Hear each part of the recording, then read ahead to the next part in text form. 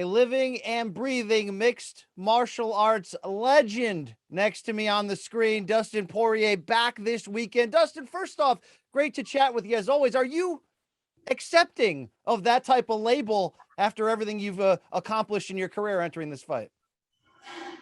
I would never say that about myself, but it's cool to hear people say it. And, coming into fights like this and seeing the stats, just having the longevity in the UFC and this fight being the most UFC experience in title fight history, most finishes in title fight history, most bonuses, and that's awesome. I've been putting in the work for years, and so Charles. So, hey, paid my dues, man. Still paying them every day. Every day rent's due, man. I believe in that, and I appreciate that. And at age 32, it's not as if you're going to be done anytime soon. But let's be fair. UFC 269 on Saturday, Las Vegas pay-per-view against defending champ Charles Oliveira. It does provide you, if that means anything, a chance at sort of MMA immortality to finally raise the full championship. Would you have been content knowing that you sort of took a gamble this year, a gamble that worked out in choosing against the title route to take on Conor McGregor twice? I'm sure it was worth it in the end, but would you have been okay had this opportunity never come back around again a second time? Bro, that hurts to think about. If I would have gambled on myself and lost that roll of the dice and never had an opportunity to call myself the undisputed world champion, would have been heartbreaking. As any loss is, any loss of opportunity of something like that. The whole reason I started fighting, to be called to be the world champion, to be the best in the world. But hey, things worked out. Yeah, things worked out. You get to have your cake and eat it too, as they say. Charles Oliveira, no easy slouch here, but you will be the betting favorite coming in. How different would you characterize your mindset the second time around now? We saw you against Khabib Nurmagomedov. It seemed to be the conclusion of this massive career turnaround. There's different sort of storylines and narratives. How different are you mentally entering this one? I'm in a good spot. I'm okay with who I am as a fighter and a husband and a father. Just in a really good mental space. I feel good. I believe in my technique. I believe in my skills and abilities. I feel dangerous, man. I'm in a great spot. You've never been a massive trash talk guy, a massive guy who I don't know. I guess what I'm trying to say is you've always looked at this business as what it is, a business and an opportunity to feed your family, to do good things in the community through charity. But how much do you focus on the idea of legacy and where you'll fit in if you can add that nugget on top, historically, of being the undisputed champion? I don't so much think about where I fit into the whole in mixed martial arts history. I think about more of goals that I set out for myself and things that I want to check off my to-do list. And being the world champion is at the top of that list on the MMA, portion of my things to do in life. Being the world champion, the best in the world at 155 pounds is, I feel like I've been chasing this goal longer than I haven't been chasing this goal in terms of my life. Going to sleep, waking up every day, thinking about being called the world champion. This is for me. This isn't for the history books of MMA. This is a personal thing, Yeah, I can respect that. When Khabib retired, was that a good thing? Was that a competitor in you saying, damn, I wanted that second crack? Does that even matter at all in the situation? It doesn't matter to me. The machine moves on. When me and Charles hang up our gloves and we're done, there's going to be a new roster of hungry guys who paid their dues. This is just how it goes, man. This is life. The strong survive, and I'm trying to rise to the top. Absolutely. You'll be facing a decorated finisher, obviously, in Charlie Olives. Let's put some respect on his name. When you've got a guy that dangerous, how different do you prepare, or is this, business as usual for you? Business as usual, man. Like I said, rent's due every day. I just continue to try to grow as a fighter, a person, understand the game better, take as much as I can from each fight week, each training camp, And that's it, man. It's all about progressing and showing up to each fight a better fighter. So, yeah, but I have a lot of respect for the guy. He's a very dangerous opponent. And I did everything. I put myself in the best position to go out there Saturday night, physically, mentally, skill-wise. I've done everything that I'm supposed to do, everything that I've had in my power to do to put myself in position to be the world champion. So it's just time to go out there and pull the trigger. When you look back at the tape of Oliveira winning the vacant title against Michael Chandler, do you focus more on the good or the bad that he showed in there? Which really what I'm asking is, do you pick up holes in his game because he can take big chances to try to get those finishes and he can be in some wild fights? I look forward to that because that's the kind of fights I want to be part of. You know, he's a finisher, so am I. So I expect this to be a crazy fight, unpredictable.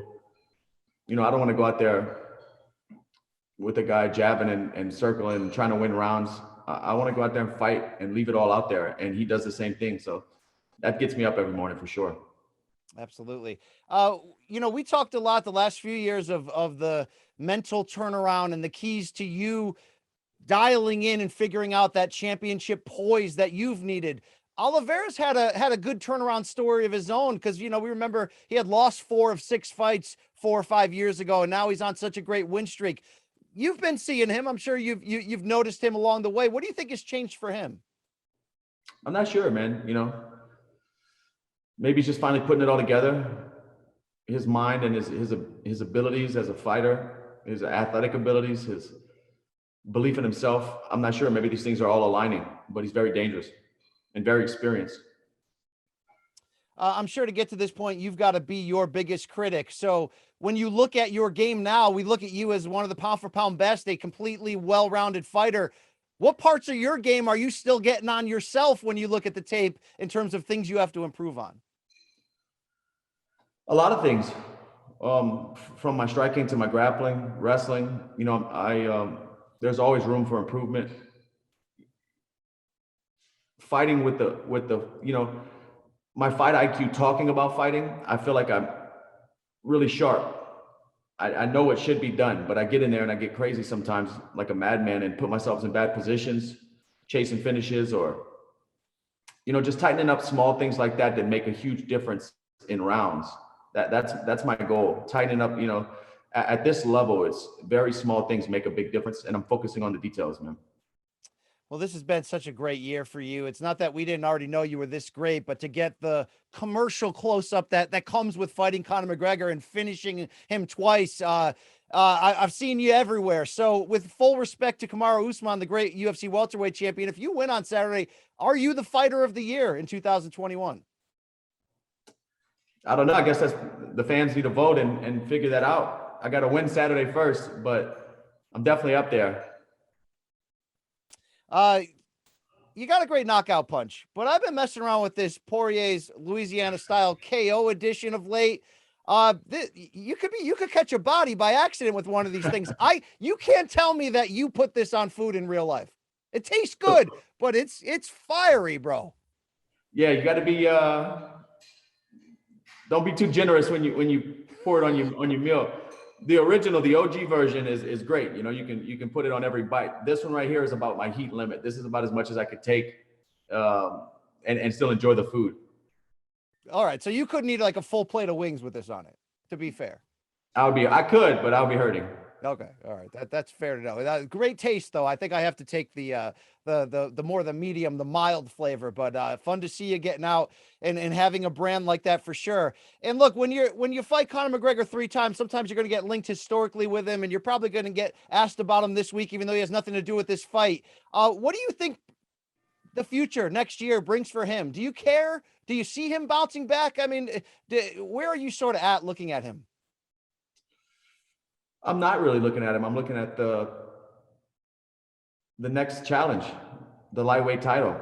But you know, if anybody can pull it back together and get back on top, he's definitely one of those guys that could. You know, it's up to him. He's in control of his destiny, of whatever he's going to do. Yeah, I certainly don't expect you to be thinking about him, but you know, 3 big time high level fights against him. History has a way of linking people sometimes. Is the chapter closed? Is that all done with now? I don't think so. I don't think the chapter will ever be closed. All right. All right. Fair enough. I'll take that. All right. What has to go right for you on Saturday to defeat Charles Oliveira? Just need to fight to my abilities, have fun, be in the moment. Not forget, you know, if I fight to my abilities, I'm the world champion. Is this a fight that that is going to be contested on the feet, or are you expecting to have to use the full game on the ground against him? Definitely going to have to use the full game. You know, he's obviously he's finishing guys with strikes, finishing guys with submissions. You know, good body lock, good trips. He's putting good guys that are hard to get down. You know, he's putting them on the mat. So it's going to be a mixed martial arts fight, two highest level fighters. So this is going to take place everywhere. You're a family guy. You're a charitable guy.